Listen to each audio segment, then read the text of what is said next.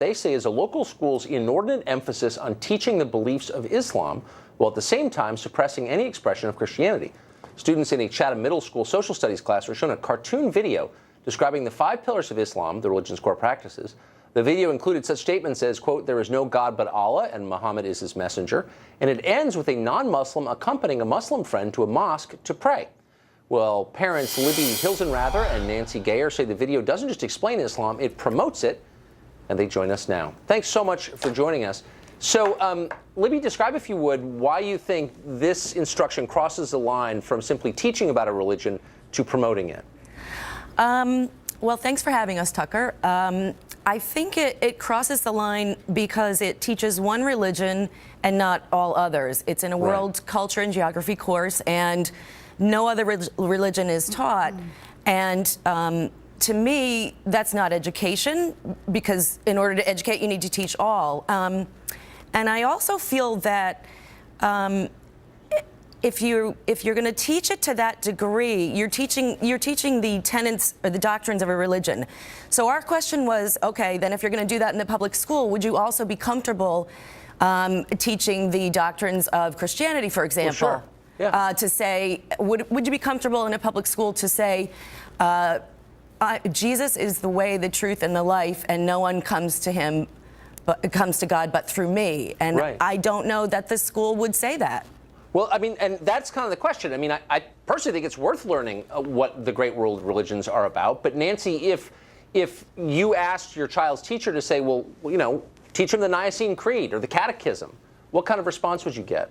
Well, I actually had an experience about 3 years ago. My son put together a fundraiser, and it was a video production. And in the fundraiser, in the video production, he had a small quote of the Bible. And they told him, they pulled him aside and they told him and said, you know, this belongs in Sunday school, but went ahead and told the class that the video didn't work. So I'm all in favor of teaching religion if it's all done in the same manner, with the same depth.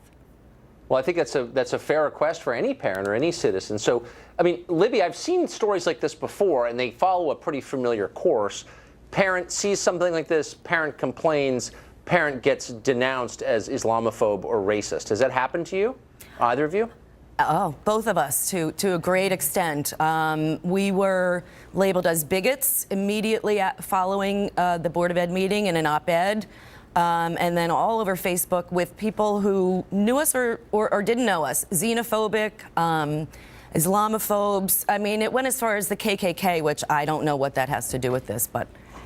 Yeah, so unfortunately, I was stared down at a grocery store, too. And I believe I was in the express line with just 10 items, but yet I was still stared down. So it was pretty unnerving. I mean, everybody in town was really unnerving. Interesting. So how would the superintendent respond to this? How he responded in the meeting was to basically say, we'll look into it and maybe we'll have the curriculum committee look into it. The curriculum committee meetings aren't public, first of all. And second of all, when we emailed the superintendent the next day to discuss in detail what we could do to address this, he refused to meet with us. Yeah, we just wanted to keep the conversation going with him and just say, you know, we realize the community is not happy with how we presented this before the board. Can we talk to you again? Can we talk to the leader, the head of the curriculum? And he wrote back and said it's not going to be productive. It wouldn't be productive. And what we really wanted to discuss with him, Tucker, is the state sets high-level goals, but we wanted to know who actually picks the curriculum. Who picks the videos that they were shown? Who picks the 20-page PowerPoint? Who decides what gets included and what doesn't?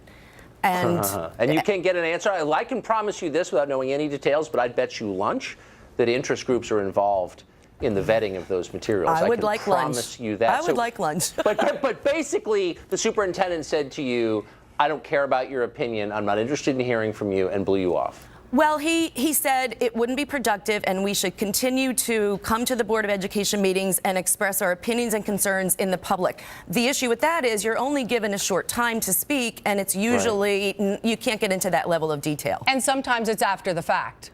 Right. Well, I think you've got a legitimate complaint, and I hope that this helps him hear you. Libby, Nancy, thanks for